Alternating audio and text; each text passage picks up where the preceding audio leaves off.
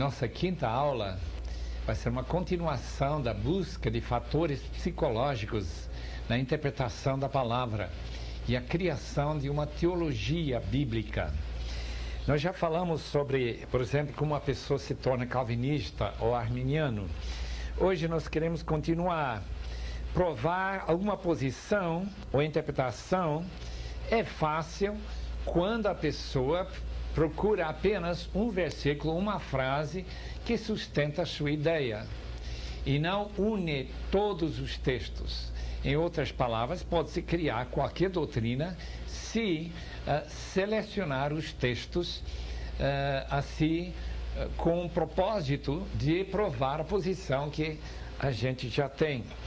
A escola Gestalt psicológica observa que o todo é maior do que suas partes, mas não totalmente, senão seria argumento circular. Mas a parte deve ser entendida dentro do contexto do todo. Significado se realiza na mente do intérprete. Isto é, a pessoa, quando ela escuta uma mensagem, uma interpretação de algum texto, ele entende, dentro do seu próprio esquema de pensamento, a importância daquilo que ele está ouvindo. Importância ou não ter importância. A Bíblia não usa o termo trindade para descrever Deus. Não há nenhum texto que use essa palavra. Mas nós podemos, usando nossa leitura da palavra como um todo, chegar a esta conclusão que a trindade é, de fato, uma doutrina bíblica. Podemos concluir que recasar depois do divórcio é proibida pela palavra de Deus, a não ser em duas circunstâncias. Por quê? Porque baseado em Gênesis capítulo 2 e versículo 18, que Deus fez o homem e a mulher para serem uma só carne, e aquilo que Deus juntou não separe o homem. Um estudo do texto puramente científica, isto é, usando todos os meios científicos que se possa usar, nem sempre vai satisfazer. Forma-se conclusões estéreis, esquemas gerais e talvez não essa ligação entre a palavra objetiva e o indivíduo sujeito. A assimilação, quando acrescentamos novos fatos e velhos esquemas, transformando-os como por uma leitura daquele livro que nós já mostramos, as parábolas de Lucas. Quando a gente lê isso, vê que tem novas maneiras de ver, porque estamos acrescentando novos fatos a nosso velho esquema. Muito interessante quando a gente lê um livro assim, ou lê este livro, entende o que lês e começa a ver como a gente deve interpretar os provérbios e descobrir que os provérbios não são verdades específicas. Por exemplo, criar o filho no caminho do Senhor e quando ele ficar velho ele nunca vai se afastar desse caminho.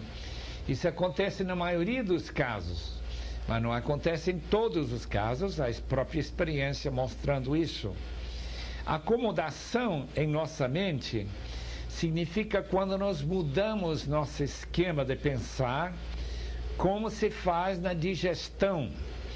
Cria-se um dilema, fecha-se a mente ou revoluciona-se a mente. Eu lembro uma vez, quando eu estive tentando convencer uma senhora na outra América sobre a segunda vinda de Cristo, e que a Bíblia ensina que a segunda vinda de Cristo é após esse período de grande tribulação, a manifestação do homem da iniquidade. Quando eu terminei de mostrar todos os textos que sustentam essa posição, ela disse: eu não vou mudar a minha maneira de pensar, mesmo que a Bíblia ensina assim. Isso é natural para muitas pessoas, mesmo que a Bíblia ensina, não vai querer mudar. E depois ela voltou e reconheceu que estava falando erradamente e diz: mas tem outras pessoas que pensam como eu penso, então eu vou depender deles, eu não vou estudar o assunto novamente. Isso se chama acomodação. Depois nós temos criatividade, outra maneira que a mente trabalha com fatos. A capacidade de repensar teorias e esquemas que conseguem sair do caixote fazer perguntas e criar novos modelos. Criatividade funciona melhor, não em exegese, mas em síntese e em aplicação. A distinção entre aplicações universais e locais requer muita visão criativa. Nós estaremos pensando muito nisso quando nós tratamos de interpretação dentro do contexto cultural. Agora passamos para a segunda divisão principal sobre a psicologia da interpretação. Se intitula Interpretações influenciadas pelas pessoas. Aí nós temos tendências conscientes e inconscientes. Uma definição de influência não consciente significa aquela classe de eventos psicológicos que, ainda que desconhecidos pelos indivíduos, ativamente afeta a sua interpretação. O resultado é o que aprendemos da experiência, depende da filosofia que trazemos para aquela experiência. Tem posições de crentes que creem na evolução teística. Eles acham que a Bíblia admite a evolução. Eu não creio. Eu ainda não cheguei à conclusão que nós temos que admitir que a evolução de animais, de pessoas e tudo, mesmo com todas as descobertas da antiguidade, que nós temos que interpretar somente por este prisma. E eu lembro o caso interessante de um missionário conversando com um cacique. O cacique falou para o missionário: então, será que eu estou entendendo corretamente que depois que eu me tornar cristão, eu não posso entrar nessa choupana aí, pegar alguma coisa e levar para minha casa? Ah, não, isso é roubar. Depois ele diz: será que eu estou entendendo corretamente? Se eu me tornar cristão, eu não posso pegar uma moça de uma dessas choupanas e levar para minha choupana? Ah, não, esse é pior ainda, esse é adultério. E depois ele fez a pergunta: mas será que quando eu me tornar cristão, eu pegar a minha lança e juntar todos os guerreiros da minha tribo e ir atrás dessa tribo que é nossos inimigos e nós guerrear contra eles? Ah, não, isso também. A Bíblia manda que a gente tem que amar os inimigos. Ah, diz o cacique, então eu já sou cristão, porque eu sou velho demais para fazer essas coisas. Está vendo como é fácil, dentro do pensamento dele, pensar que o cristianismo é apenas não fazer certas coisas. Naturalmente, quem entende melhor a palavra de Deus nunca vai cair nesse erro.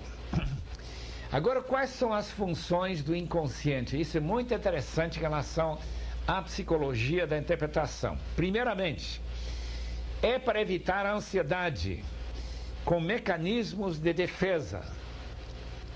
Pode-se lutar contra aquilo que produz ansiedade.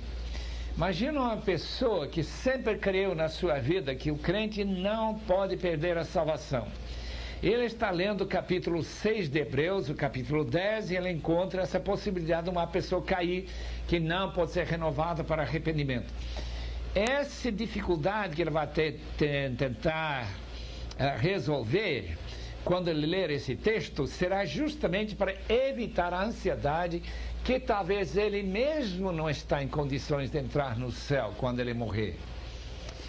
Segundo, uma pessoa inconscientemente interpretando a palavra de Deus presta atenção seletiva. Ele mostra interesse em certos assuntos da Bíblia e outros ele não mostra o mínimo interesse. Ele quer passar de largo. Por quê? Porque não são importantes para ele, para não ter que conviver com o requerimento, a exigência que a palavra de Deus coloca sobre ele. Então ele passa de largo. Depois nós temos a prática psicológica de transferência. Tratamos um texto ou uma aplicação sob influências desconhecidas. A criança de 1 a 6 meses que não aprendeu a confiar ou que tem problemas com autoridade, falta de disciplina quando ele estava sendo criado, vai criar uma imagem de Deus dentro deste esquema que J.B. Phillips escreveu naquele livro do Mundo Cristão, o teu Deus é muito pequeno, não é o Deus da Bíblia, é um Deus reduzido por causa desse passado e esse inconsciente na sua maneira de entender a palavra de Deus. E também nosso estilo cognitivo contrasta os que são dependentes de seu campo ou independentes. Distingue entre a analista e o intuitivo. O Dr. Ram aponta para os palavra-orientados, aquelas pessoas que leem a palavra de Deus e seguem a risco, palavra por palavra, aqueles que são espírito-orientados.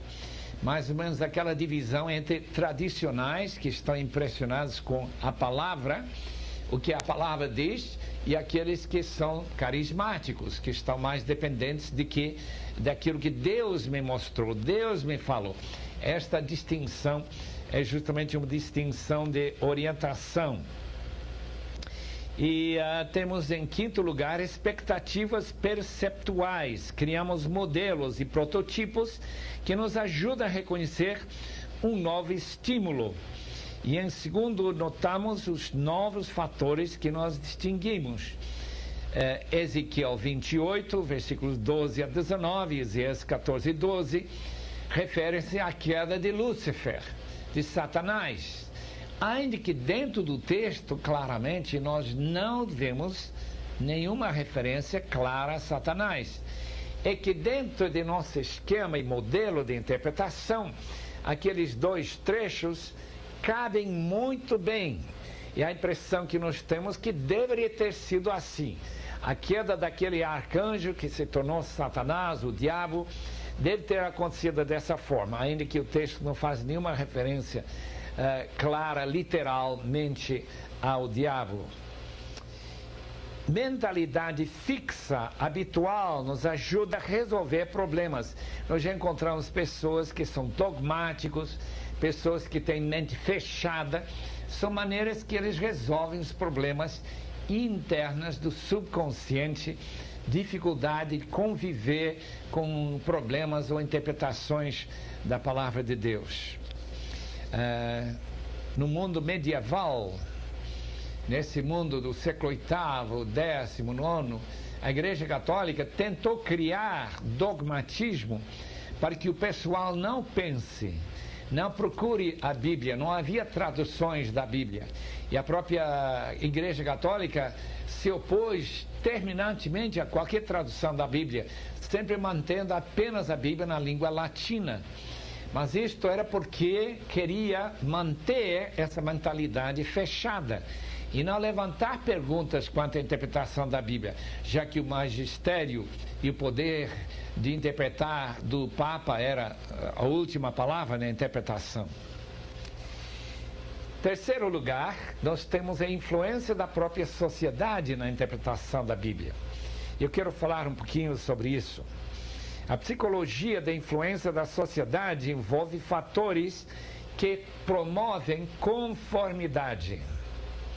Por alguma razão, nós humanos valorizamos muito a opinião das outras pessoas. Quando eu estou descobrindo que todo mundo pensa diferentemente do que eu penso, eu começo a me ficar incomodado. Então eu preciso tentar persuadir que todos eles estão errados, ou ter que mudar minha própria maneira de pensar e me encaixar junto com os outros. O grupo é fortemente coeso. Nós sentimos muito disso quando estamos numa reunião de pastores batistas, ou uma reunião de pastores presbiterianos, ou da Assembleia de Deus, ou talvez da Universal do Reino, eu não sei, já que nunca assisti, mas eu sei de uma coisa: com certeza aquele grupo sente-se coeso, senão não estaria fazendo parte daquele grupo. Aumenta também na proporção do aumento da ambiguidade. Isto quer dizer, ambiguidade, que tem certos textos, certas doutrinas que parecem que têm duas posições bem naturais ou bem convincentes. Então, quando se cria essa ambiguidade, então o grupo tem que enfatizar mais a importância de sua identidade denominacional, de identidade de pensamento sobre a palavra de Deus. Dar pouco valor a si mesmo aumenta conformidade. Quando uma pessoa não se sente capaz de tomar nenhuma decisão, nem de ler a palavra de Deus, ele é muito inseguro, então ele se torna muito mais preso ao grupo, porque o grupo já fala para ele o que ele pode pensar. Nós notamos, obviamente, na medida que aumenta-se a educação, aumenta-se as pessoas que sabem ler e que vão lendo outros livros e ouvindo outros programas de televisão, nós vemos pessoas com mais opiniões individuais e menos coesos dentro do grupo. Às vezes há bastante diferença entre a opinião privada de uma pessoa e o que ele proclama em público. Eu lembro que quando a reforma estava chegando e certas pessoas da época do século XVIII, quando eles disseram que eles não podiam ensinar o que eles pensaram, porque eram muito liberais, porque isso mudaria todo o esquema de manutenção de controle sobre as empregadas, mostrando justamente isso, o perigo de dar para todo mundo as ferramentas de poder ensinar e entender a palavra de Deus, justamente o que a reforma trouxe para nós e a tradução da Bíblia traz para nós, já que toda pessoa pode ler na sua própria Bíblia o que o texto diz. Depois temos distintos tipos de grupos. Alguns criam muita pressão para se conformar. Por exemplo, os muçulmanos, sabe o que eles fazem quando uma pessoa se converte? Eles até promovem a ideia do pai matar seu próprio filho para manter essa conformidade. Dentro da Arábia Saudita não se permite pregar o evangelho. Não se admite que nenhum muçulmano lá se converte. E qualquer pessoa que tenta converter outra pessoa à sua posição, sendo evangélica, bíblica, pode ser até morto, pelo menos ser preso. O caso da igreja que negou oferecer sustento para mim, eu lembro uma vez, quando eu estive tentando levantar sustento numa igreja, quando eles fizeram uma pergunta sobre minha doutrina relativa à segunda vinda de Cristo, eles imediatamente encerraram a sessão, não havia mais necessidade. Por quê? Porque em nossa igreja nós não sustentamos pessoas que pensam como o senhor pensa. Foi interessante, não houve nenhum argumento sobre o caso, é apenas a ideia que nosso grupo é muito coeso. Todos têm a mesma ideia. E tem certos grupos aqui no Brasil que não querem que ninguém leia outro livro. Aliás, eles até proíbem os membros lerem um livro. E talvez chegar a uma conclusão diferente do que eles ensinam. Outros são muito mais abertos, são inclusivistas, eles gostam de pessoas que pensam diferentemente, conquanto têm as doutrinas centrais da palavra de Deus, pertencem a este grupo. Nós temos interpretações, por exemplo, 2 Pedro 1,20, que nós já lemos, sobre não tem interpretação privada. Os católicos dizem que tem o direito de interpretar, pertence ao magistério, pertence ao próprio Papa, à própria igreja, e não pertence aos indivíduos. Os protestantes, indivíduos têm o direito de interpretar a Bíblia, mas continuam desejando manter opiniões de acordo com o grupo. Os que se opõem muitas vezes são excluídos. A gente não quer uma pessoa que está sempre levantando questões e dúvidas sobre aquilo que eu acho. É a interpretação da palavra. É uma maneira natural de excluir do grupo. Outros que escorregam na sua interpretação são pressionados a se conformar. Naturalmente, nós não queremos que alguém esteja ensinando uma doutrina com a qual nós não concordamos, especialmente se nós somos pastores e líderes. E depois temos a ideia de conformismo. Essa ideia que o que nossa denominação ensina é isso que eu creio. Eu não levanto nenhuma dúvida se isso é a doutrina. E eu lembro, há muito tempo atrás, eu recebi de uma denominação um livreto que coloca todas as suas doutrinas já colocadas em forma de dogma. E não há possibilidade nem pensar em mudar aquelas ideias, a não ser criar uma revolução muito forte. A necessidade do grupo. Segundo Richard Niebuhr, mostra que as divergentes associações e a realidade históricas têm muito a ver com a nossa posição. Por exemplo, o luteranismo e como Lutero se entendeu e encontrou sua paz no livro de Romanos, quando ele entendeu que Romanos de fé para fé e que a justificação é apenas pela fé. Veja a interpretação da Bíblia de Abraham Kuyper, que foi primeiro-ministro da Holanda, mas que quando ele veio escrever sobre a apartheid, ele tinha a ideia que separação entre as raças era a vontade de Deus, lá na África do Sul. A experiência mostra estabelece-se a verdade por vários meios. Depois os crentes são obrigados a explicar porque era a verdade. Finalmente a verdade foi desacreditada, a informação realmente tinha sido fabricada. Descobriu-se uma coisa muito interessante, que esta nova verdade ainda era a opinião de 75% dos casos e dos crentes. Isto é apenas porque nós gostamos de ser coesos em nossos grupos.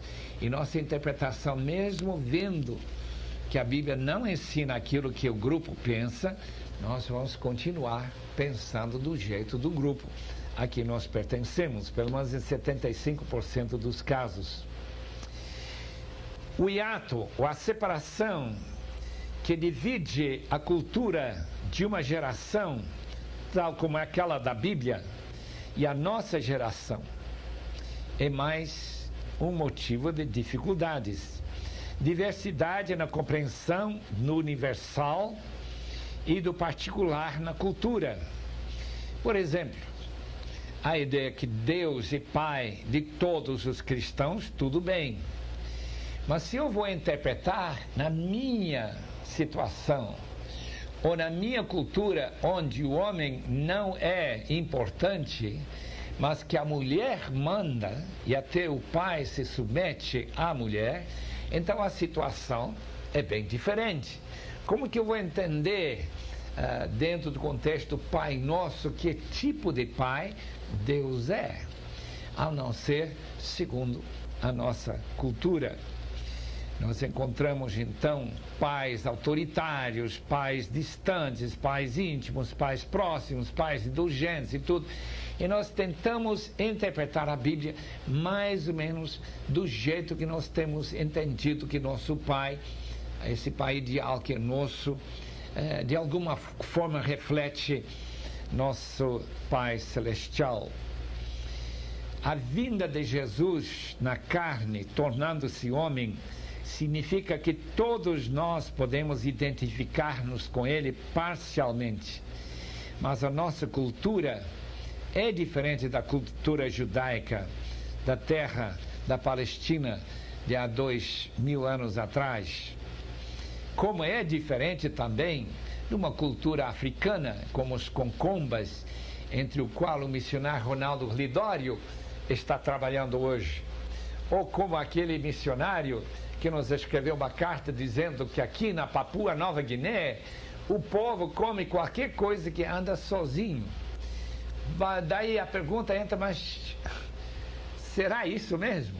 Que tudo que anda sozinho e não tem nenhum problema com a palavra de Deus? Quando a palavra de Deus lá em Levítico manda que a gente não come nada de que seja impuro.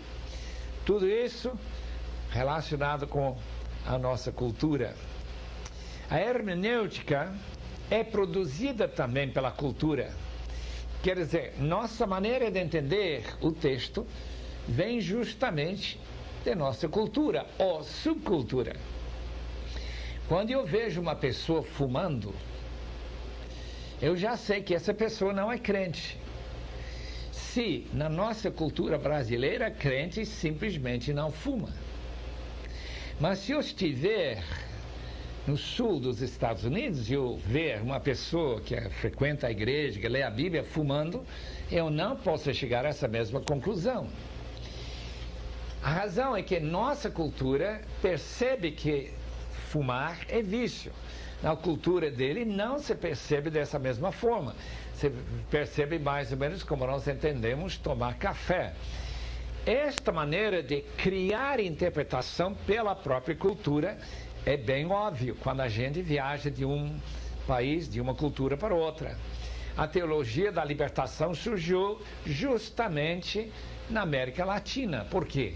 Por causa da grande divergência entre os donos de empresas, os que pagavam tão pouquinho, e as estruturas de um governo, talvez autoritário, em contraste com, talvez, a América do Norte, a Inglaterra, onde o governo era bem mais democrático. Então, a teologia da libertação surge aqui na América Latina. Agora está mais ou menos desaparecendo por causa da queda do comunismo na Rússia, já que tem uma afinidade entre a teologia da libertação e o comunismo. O Anthony Thiselton afirma que não existe conhecimento puramente neutro. Quando nós interpretamos um texto, nós estamos sempre condicionados por nossa cultura. Alguns condicionados mais, outros condicionados menos. O debate sobre feminismo na igreja, que ainda não alcançou o Brasil, mas lá na outra América, está bem forte. E algumas mulheres querem que nós entendamos que a palavra de Deus está a favor da ordenação de mulheres, enquanto nós aqui no Brasil ainda estamos talvez um pouco longe, na maioria das nossas denominações, de separar mulheres e dar-lhes este cargo de chamar de pastora.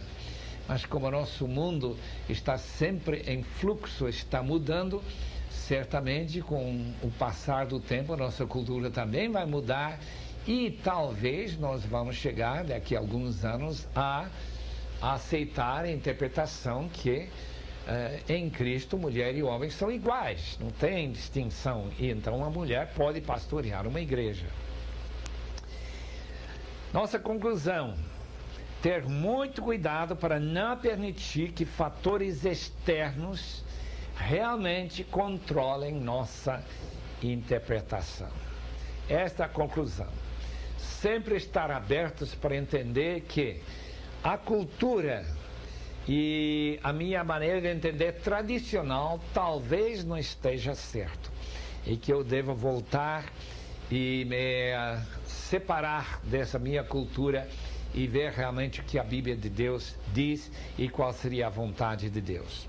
Para isto, nós precisamos de muita iluminação do Espírito Santo. Ainda que se fala bastante sobre essa iluminação, pouco tem se discutido sobre isso. Procure nesses livros aqui quaisquer e veja quão pouco se fala sobre iluminação do Espírito Santo. Fala-se que existe essa iluminação, essa ajuda do Espírito Santo, mas não se fala como é que nós podemos distinguir uma mente iluminada pelo Espírito e uma mente que não tem essa iluminação, mas que fez um trabalho muito cuidadoso no texto, no original, lendo os melhores comentários, tudo isso chegando à sua conclusão, sem nenhuma ajuda do Espírito Santo, talvez nem seja crente. Então agora nós queremos falar um pouquinho sobre o papel do Espírito Santo na interpretação da Bíblia. F.H. Cluster diz o seguinte: a iluminação do Espírito Santo se menciona regularmente na literatura teológica, mas discussão detalhada é raro. Os liberais tendem a buscar a interpretação que surge na cabeça do leitor e não orientada para o texto. Crentes evangélicos não querem saber, temendo o subjetivismo que isso pode produzir. Nós somos muito cuidadosos de não engolir simplesmente porque uma pessoa diz, Deus me falou. Eu li esse texto, Deus me falou. Não lembra do caso, aquele que abriu o salão não sei se foi em Belo Horizonte, porque ele estava lendo a Bíblia e falou-se o texto: Absalão, meu filho, Absalão. A Declaração de Chicago, artigo 18, há uns 2 décadas atrás, houve uma reunião muito importante sobre interpretação e inspiração das Escrituras em Chicago. Então eles fizeram uma declaração nesse caso: nós negamos que os escritores das Escrituras sempre entenderam as inteiras implicações de suas palavras. Claro que eles não entenderam tudo. Isto nos abre a possibilidade de um sensus plenior. Nós queremos falar mais sobre isso mais para frente. Mas para agora é suficiente dizer que alguns textos podem ter umas aplicações mais amplas. F.F. Bruce queria que evangélicos em cada geração escutem a voz de Deus falando para sua situação. Todos reconhecem a importância da inspiração do Espírito, mas nem todos percebem a necessidade da iluminação deste mesmo Espírito. Agora, algumas perguntas que nós temos que fazer a respeito da iluminação do Espírito. Primeira pergunta: qual é o alvo que o Espírito tem em iluminar o texto? Não seria para nós aproximarmos mais de Deus e sermos filhos mais obedientes? O propósito da iluminação do Espírito seria a transformação para o melhor, e não principalmente um interesse histórico. Segundo, iluminação não tem nada a ver com descobrir sentidos esotéricos escondidos no texto. Não é para buscar ideias alegóricas, é para levar os leitores mais por dentro do texto. Acontece quando leitores dialogam com o texto e o Espírito ajudar a levantar essas perguntas e aprofundar a compreensão desse texto. Eu quero chamar sua atenção a um texto maravilhoso em Colossenses.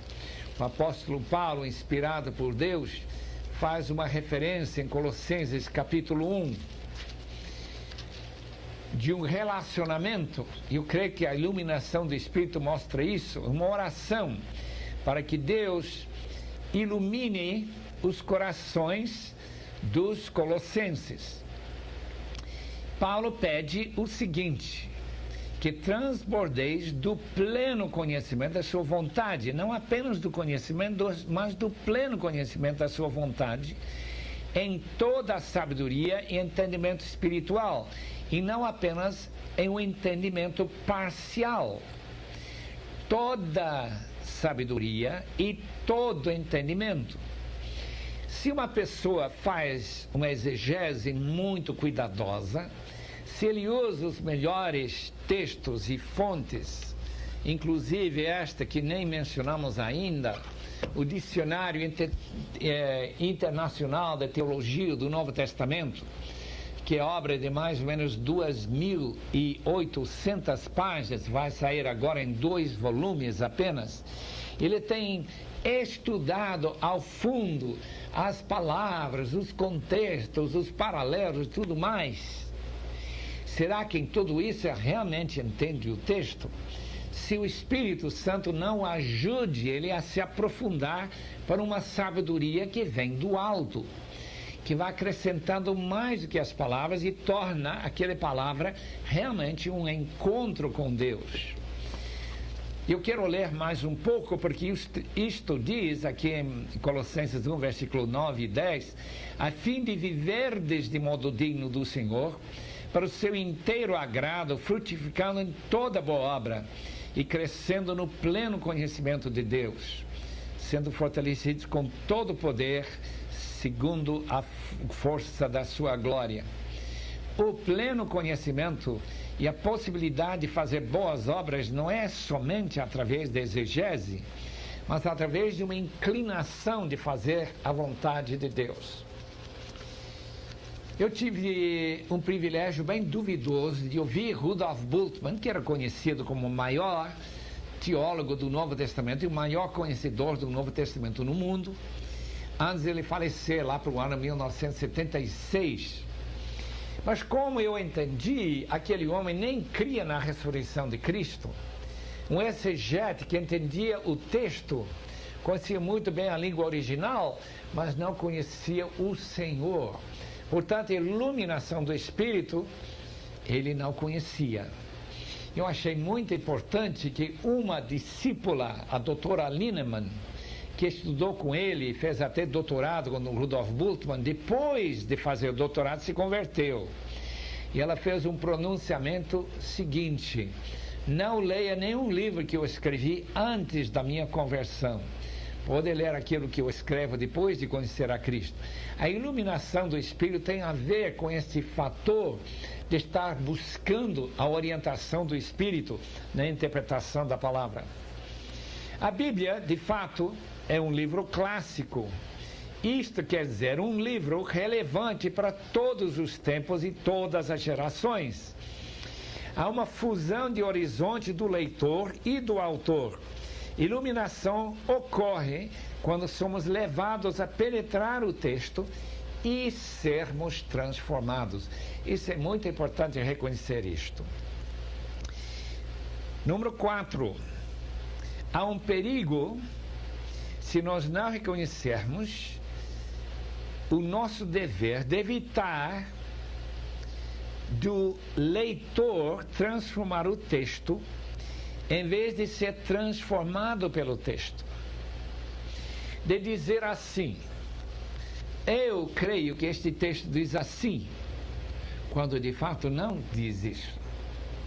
Por quê? Porque isso tira a sua ansiedade, ele se sente em casa, ele fica bem com a Escritura e não deixa a palavra realmente falar ao seu coração e transformá-lo. Precisamos manter a primazia do sentido que o autor intencionou quando escreveu, e o papel do Espírito Santo se vê, por exemplo, em Atos 15. Parecia bom a nós e ao Espírito Santo, versículo 28. Neste caso, o Espírito Santo dirigiu a igreja de Jerusalém e a comunidade, as outras igrejas que mandaram os seus delegados por uma decisão importante para a missão da igreja. Pode-se descobrir um significado mais amplo do texto, tal qual na Declaração de Independência americana, Constituição americana, que originalmente só previa brancos, não tinha nenhuma visão para os negros. Eles eram os donos da propriedade. E quando eles incluíam dentro dessa declaração, Deus criou todas as pessoas iguais, não estavam pensando nos negros, que um dia eles teriam que engolir essa frase. Hoje em dia, graças a Deus, tem havido uma mudança muito grande em relação a reconhecer que hispânicos, orientais e negros e brancos, todos são criados iguais e todos têm direitos dentro de uma democracia que foi criada em bases bíblicos. E não com as ideias apenas dos primeiros escritores daquele texto. Hoje se entende em relação a pessoas que antigamente não estiveram na mira dos escritores originais. Em relação ao crente individual, é necessário pensar na aplicação, no discipulado e crescimento espiritual. Quando nós lemos a palavra de Deus individualmente, eu tenho que aplicar esse texto para mim. E nem todos os textos vão ser aplicados a outras pessoas. Quando a palavra de Deus diz: ide fazer discípulos de todas as nações, batizando-os em nome do Pai, do Filho e do Espírito Santo, com certeza não tem uma aplicação direta para todo mundo sair do país, para evangelizar as nações ainda não alcançadas pelo Evangelho, mas certamente alguns vão ler esse texto e dizer: Deus me falou através de Mateus 28 e versículo 19 que eu preciso sair do país para evangelizar angolanos, evangelizar pessoas que moram em os Camarões ou qualquer outra parte distante de nosso país. Para alcançar um modelo certo de interpretação, falamos de dois horizontes, de sentido e significado. Mas, na prática, são realmente profundamente interrelacionados. Não dá para separá-los assim. E, finalmente, a interpretação teológica vai além da interpretação de textos específicos. Precisamos trazer o Evangelho e a revelação ao confronto e correlacionamento com tudo que existe. Assim, terminamos aquela sessão sobre iluminação do Espírito Santo. Como ainda temos alguns minutos, eu quero continuar falando sobre algumas ideias muito importantes em relação à hermenêutica do professor Ralph Kraft, que foi professor por muitos anos no seminário de Fuller, na Pasadena, Califórnia. Ralph Kraft escreveu um trabalho que mostra mais ou menos o seu pensamento em relação à dificuldade de interpretar corretamente as Escrituras, no artigo que foi publicado em 1978, que, traduzindo o artigo, seria Interpretando no Contexto Cultural. Como Ralph Kraft foi missionário na Nigéria durante um tempo antes de ser professor, ele começou a perceber que separação de culturas pode criar dificuldades quando se começa a dizer a Bíblia diz tal e tal coisa. Introdução. A Bíblia é um livro que cruza as culturas. Necessitamos, portanto, ferramentas para interpretá-la. 3 culturas na Bíblia: cultura hebraica, cultura aramaica e cultura grega. Todas são refletidas dentro da própria palavra de Deus, através de um período de tempo. Quando, portanto, nós lemos uma palavra grega, mesmo que é uma tradução de uma palavra hebraica, há uma modificação de significado ou de sentido só na tradução da palavra. Culturas, portanto, nossas, nós vivemos geralmente numa cultura euro-americana ou euro-africana, que são bastante distintas. Não dá para confiar em nossas reações automáticas culturais quando interpretamos a palavra de Deus e ter certeza que estamos interpretando corretamente.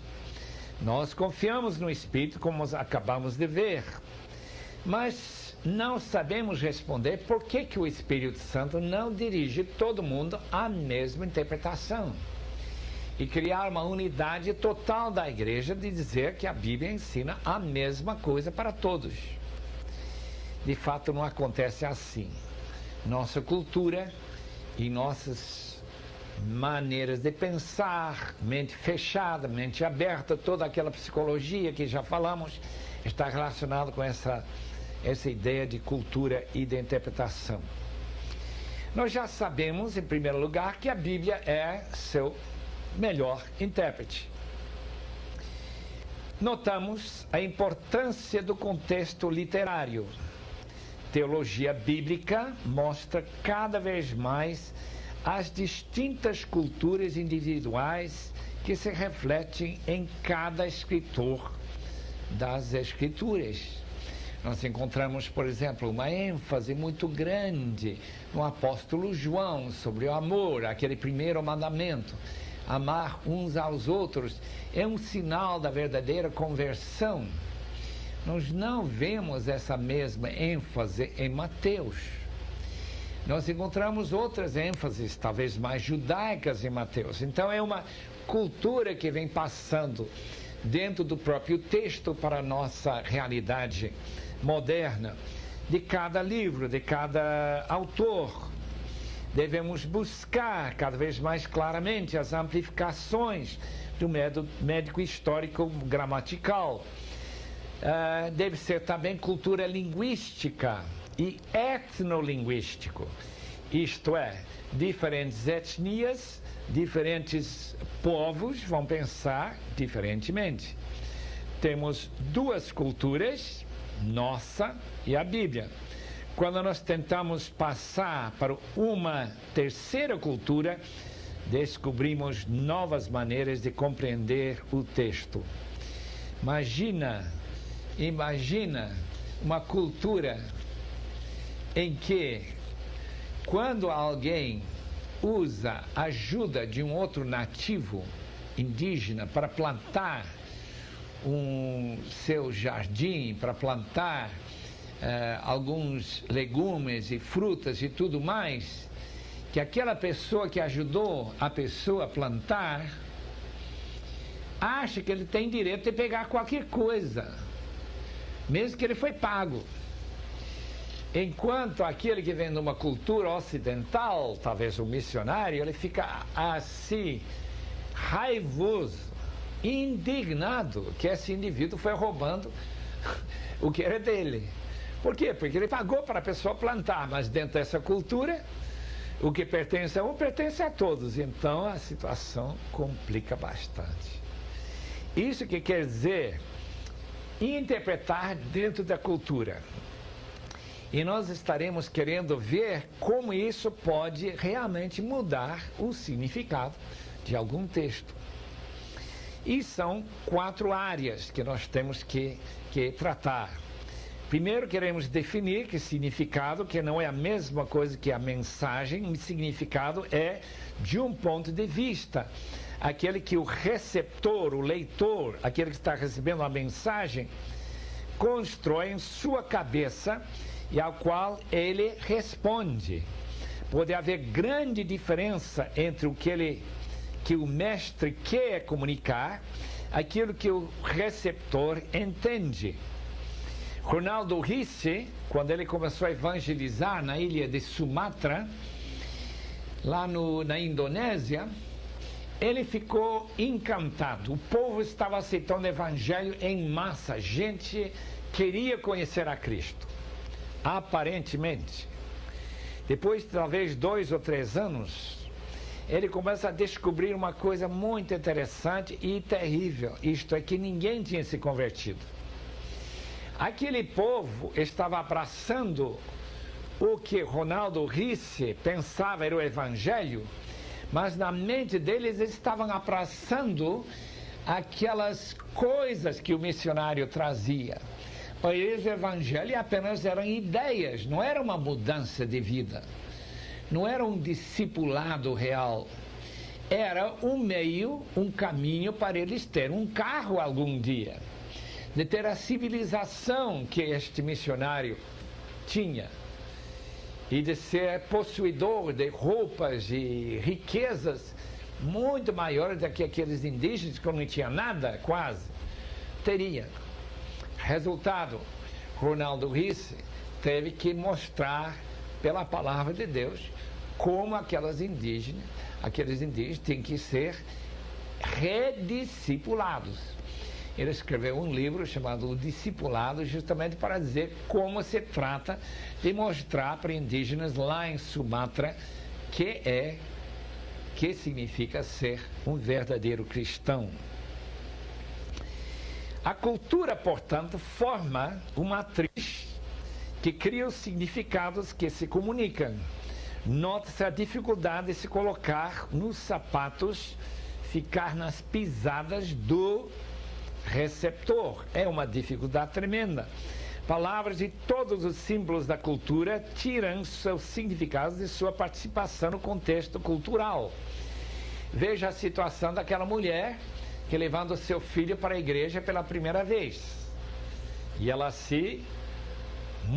com muito cuidado, disse para o seu filhinho de 6, 7 anos, fique quieto dentro da igreja. Não dá para se levantar, nem de falar, nada disso. Depois, quando o filho não cantou durante a época de louvor, a mãe vai falar mal para ele, vai xingá-lo porque ele não cantou. Mas mamãe, a senhora não me falou para ficar quieto? Exatamente, para nós isso é muito engraçado, porque nós sabemos que ficar quieto significa dentro de certas circunstâncias de nossa cultura eclesiástica. Não significa ficar quieto na hora que nós devemos levantar e fazer um grande ruído e barulho para a glória de Deus. Cultura é assim mesmo. Dentro de uma certa cultura percebe certas coisas, em outra cultura não se percebe. Então é de grande vantagem passar para uma outra cultura e ver como que esse povo está vendo a palavra de Deus e reexaminar nossas interpretações da Bíblia para ver se estão certas ou não. Daí nós vamos fechar nossa aula para hoje, nessa área de explicação cultural, e vamos voltar para a nossa última aula sobre hermenêutica para continuar nesta mesma linha de pensamento.